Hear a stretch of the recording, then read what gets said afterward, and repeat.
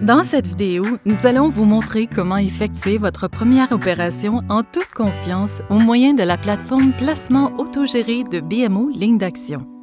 Sur notre tableau de bord, nous sélectionnons le lien « Passer un ordre ». Nous utiliserons l'onglet « Actions et FNB ». Mais vous pouvez également négocier des comptes d'épargne à intérêt élevé, des CPG et des obligations, des fonds d'investissement, des options, ainsi que des opérations de change. Ensuite, nous devons entrer le symbole du FNB. Nous cliquons sur ce champ, ce qui ouvre une fenêtre contextuelle. Pour cette démonstration, nous utilisons un FNB de répartition d'actifs de BMO dont le symbole est ZBAL. Nous entrons ce symbole et voyons ZBAL s'afficher dans la liste. Nous cliquons sur « Sélectionner » et les renseignements s'inscrivent automatiquement sur le formulaire. N'oubliez pas que nous pouvons toujours vous tenir au courant des occasions de négociation liées à des actions, à des FNB, à des indices et à des devises en les ajoutant à votre liste de surveillance. Au milieu, nous apercevons des renseignements de base. Nous pouvons voir le symbole du titre. CA signifie que la tarification est établie en dollars canadiens. AFC signifie que ce FNB fait partie de la série de FNB sans frais de commission qu'offre la plateforme autogérée. Aucun frais de commission ne sont donc exigés pour acheter ce FNB. Le nom du FNB s'affiche ici, de même que son cours actuel. Il est indiqué en gras à 33,98 $ par action. Ces chiffres indiquent que le cours a baissé de 0,61 %, soit 21 sous pendant la séance de négociation d'aujourd'hui. La ligne suivante est importante. Elle indique le prix le plus élevé proposé jusqu'à maintenant pour acheter des actions de ZBAL, le cours acheteur, et le prix le plus bas auquel les investisseurs sont prêts à les vendre, le cours vendeur. La différence entre ces deux chiffres s'appelle écart de cours. Supposons que nous voulons investir 1 000 $ dans le titre ZBAL. Sélectionnez d'abord « Acheter » comme ordre à passer. En bourse, nous devons acheter des parts entières. Nous divisons donc 1 000 $ par 33,98 $ par action, ce qui nous donne un peu plus de 29 actions.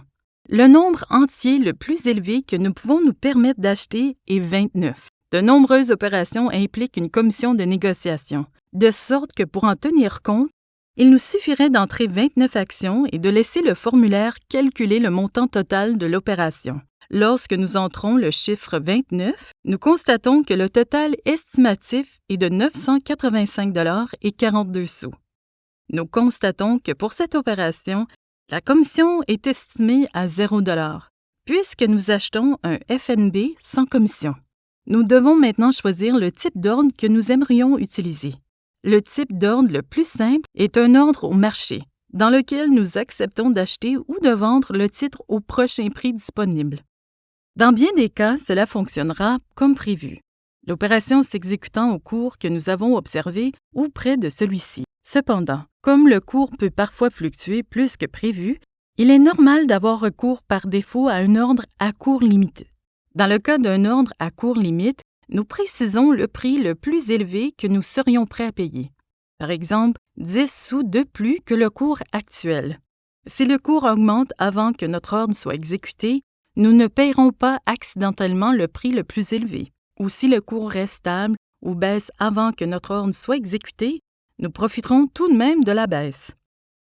Dans cette optique, choisissons un ordre à court limite et établissons un prix limite de 34,08 $, soit 10 sous de plus que le cours actuel.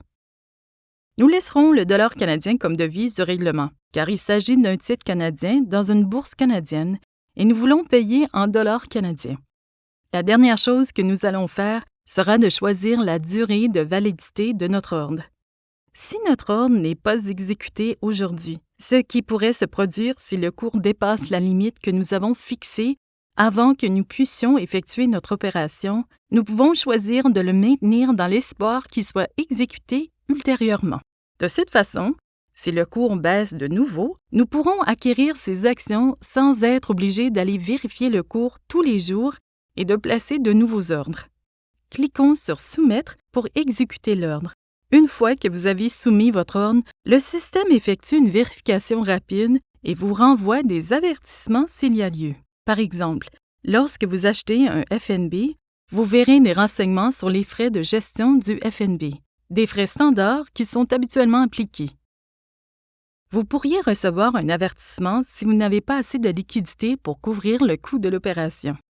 Si c'est le cas, vous pouvez simplement revenir à votre ordre, modifier la quantité et soumettre l'opération à nouveau. S'il n'y a pas d'avertissement, l'ordre sera transmis directement au marché. Vous verrez ensuite un résumé de votre ordre avec un numéro de confirmation d'opération.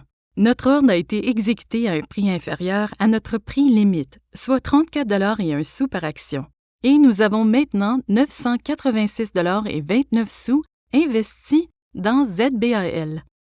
Effectuer une opération sur titre peut sembler un peu intimidant au début, mais après avoir vu comment cela fonctionne de façon concrète, vous êtes probablement désormais un peu plus à l'aise d'effectuer votre toute première opération. Pour plus de vidéos sur la façon de commencer, consultez le Carrefour Éducation.